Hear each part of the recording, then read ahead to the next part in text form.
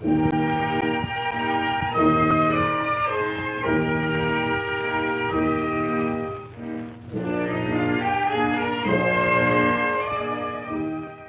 White Star Cruise Lines, I write to you today as a disgruntled passenger of your proclaimed glorious Titanic.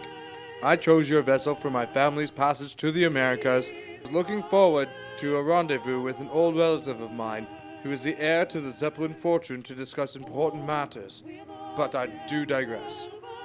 My voyage was horrendous, beginning with boarding. I would first like to mention that it should be more clear when purchasing cruise line tickets that you will be boarding an actual boat. Secondly, my Model T4 Ford did not fit on the boat. The lines to check my luggage were extremely long, and not to mention, my luggage was lost by the end of the cruise. Once my family and I were in our chambers, I was greatly disappointed to see that the chambermaid, chamber pot, or anything related to a chamber was not included.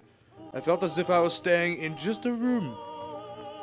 Furthermore, the food. Oh, that was the most unpleasant of all. It was not prepared during any meals. The food was disgusting and very dissatisfying.